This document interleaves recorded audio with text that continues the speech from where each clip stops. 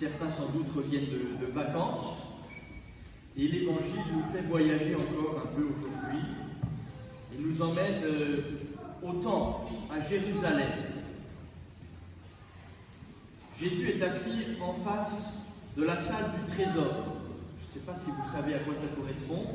Le temple de Jérusalem, sur le mont Moria, de presque 1000 mètres d'altitude, 700 mètres exactement, je crois, a été construit par Salomon, détruit par Nabuchodonosor, reconstruit au retour d'exil, et puis finalement reconstruit et embelli par Hérode le Grand, celui-là même qui a massacré les innocents. Et c'est dans ce temple que Jésus se tient. Hérode a bousculé un peu les habitudes des Juifs de son époque, puisqu'il a innové en construisant dans le temple, dans le parvis d'Israël, c'est-à-dire le parvis pour les membres du peuple de Dieu, qui était entouré, comme vous savez peut-être, du parvis des gentils, des païens. Puis au cœur se trouvait donc le Saint des Saints, le cœur même du temple. Bref, Hérode a construit un parvis pour les femmes. D'ailleurs, les musulmans ont pu s'inspirer d'Hérode, parce qu'il paraît que dans les mosquées, c'est pas il paraît, c'est sûr, il y a aussi la mosquée, et puis contiguë la salle des femmes. Donc ça, c'était une parenthèse culturelle. Le parvis des femmes. Et c'est entre le parvis des femmes et le parvis des hommes, de ce grand parvis d'Israël, que se trouve la salle du trésor. C'est pourquoi nous pouvons voir aux côtés des hommes, les femmes, venir mettre leurs pièces dans l'immense tronc qui recueille les offrandes du peuple d'Israël pour le temple, pour la vie du temple et pour embellir ce lieu de la gloire de Dieu. Ici, je ne sais pas si vous l'avez repéré, il est là, le tronc, tout petit. On nous l'a fracassé pendant 6 mois. Moyennant quoi, on est sous vidéosurveillance. Vous n'avez peut-être pas repéré, ça fait 15 jours que vous êtes filmés dès que vous entrez dans l'église. Il y en a 2 sur les piliers, 2 derrière moi et une à l'entrée de la maison. Donc ne vous grattez pas trop le nez, parce que c'est filmé. À l'époque, il n'y avait pas de caméra, mais Jésus fait office de vidéosurveillance.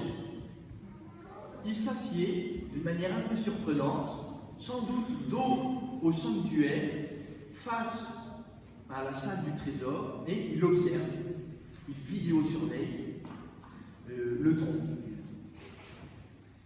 Et alors, il y a toutes sortes de gens qui posent leurs petites pièces en passant, et puis des crâneurs, des matuvus, qui font exprès de mettre des grosses sommes et qui essayent de le faire d'une manière bien ostentatoire.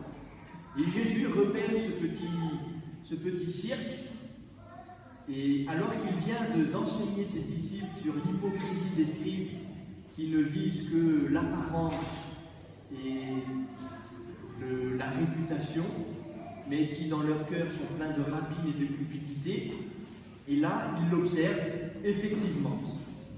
Et sans doute que ses disciples sont à ses côtés à observer de la même manière, puisque lorsqu'apparaît la petite veuve, qui lâche ses 2 petites piécettes de monnaie discrètement, Jésus la repère, mais les disciples aussi l'ont vue, puisque Jésus est capable de leur dire « Vous avez vu cette petite veuve qui n'a mis que 2 petites piécettes. » Mais c'est elle qui a fait la plus belle offrande.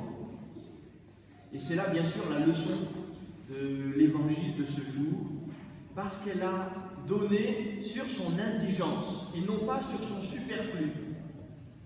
Autrement dit, tant mieux si vous êtes capable de faire des grandes offrandes aux deniers de l'Église, dont je rappelle que c'est la campagne de fin d'année.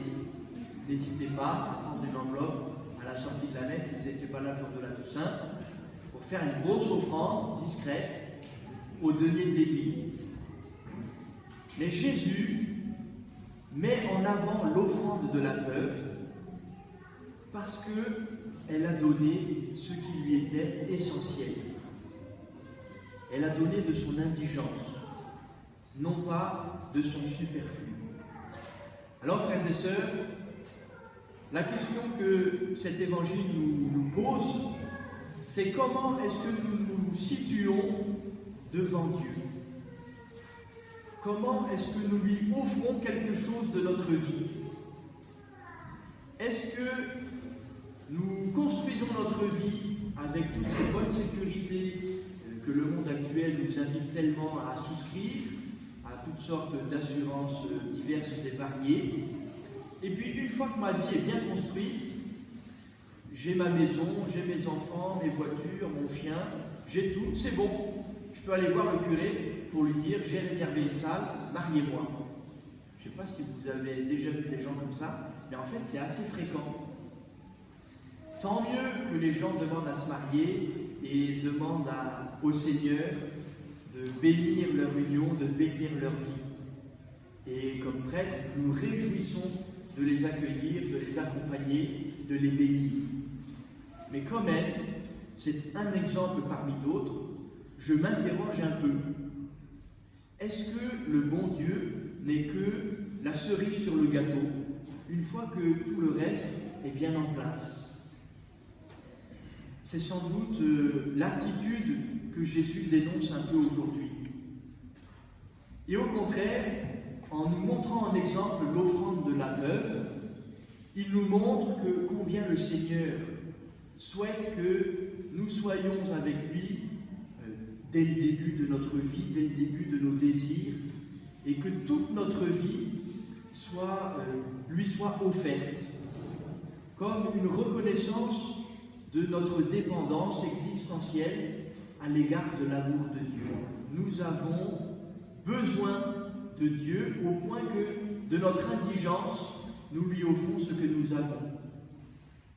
Dieu et son amour pour nous est essentiel, au point que nous sommes capables de lui offrir ce que nous avons pour vivre. Elle a donné tout ce qu'elle avait pour vivre.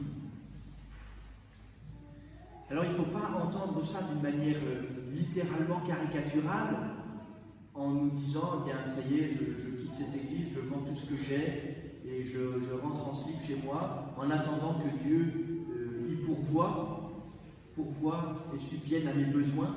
Non. Dieu vous a créé libre et responsable, et surtout les parents, il entend que vous subveniez aux besoins de votre famille, des vôtres, bien entendu. Mais il ne veut pas être la cinquième roue de la charrette, la seule cerise sur le gâteau. Il souhaite que notre rapport à lui soit essentiel. Et voilà la leçon de ce jour. Et voilà pourquoi nous venons à la messe le dimanche. Pour lui offrir chaque semaine le tout de notre vie.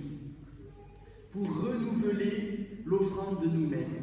Pour lui redire combien nous avons un besoin vital de son amour, de sa grâce, de sa bonté toute puissante. Pour nous disposer à vivre avec lui, pour reprendre conscience les uns avec les autres combien le Seigneur est essentiel pour nous. Et frères et sœurs, je prie avec tous les saints qui accompagnent le mois de novembre d'une manière spéciale, avec tous les saints du ciel, nous prions pour que nous, chrétiens, nous soyons des petites veuves qui venons à Jésus avec notre indigence et qui lui offrons ce que nous avons, l'essentiel de notre vie, parce que nous attendons tout de lui.